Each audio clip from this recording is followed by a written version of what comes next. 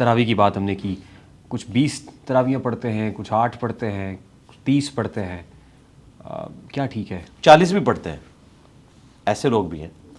بخاری مسلم میں حدیث ہے، اما عائشہ سلام اللہ علیہا سے پوچھا گیا کہ رمضان میں جو رات کی نماز تھی نبی علیہ السلام کی وہ کتنی تھی؟ انہوں نے کہا بیٹا رمضان ہو یا غیر رمضان آپ 11 رکعت سے زیادہ نہیں پڑھتے تھے، 8 نوافل اور 3 وتر، یہ آپ کا عمومی عمل تھا، کبھی کبھار 13 ہو جاتے تھے۔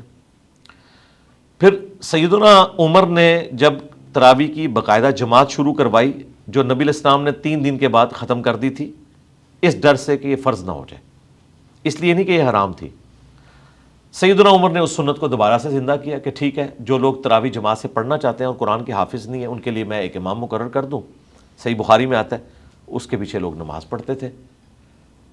الموطا امام مالک میں یہی حدیث ہے، اس میں آگے الفاظ ہیں کہ ابی ابن کعب اور تمیم داری کی ڈیوٹی لگائی کہ ان کو 11 رکعتیں پڑھائیں، تو 11 رکعتیں ہوتی تھی، لیکن سیدنا عمر نے خود جماعت سے تراویح نہیں پڑھی، آپ وہاں سے چلے گئے یہ کہہ کر کہ اس سے بہتر نماز مرد کی وہ ہے نفلی جو گھر میں پڑھتا ہے۔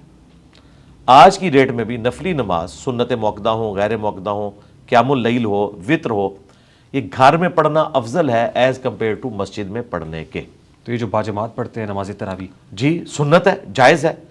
جو چیز نبی علیہ السلام نے ایک دن بھی کی اور اس سے منع نہیں فرمایا حرمت کے درجے میں، وہ کوئی اگر روزانہ بھی کر لے تو جائز ہے، اسے آپ غلط تو نہیں کہہ سکتے۔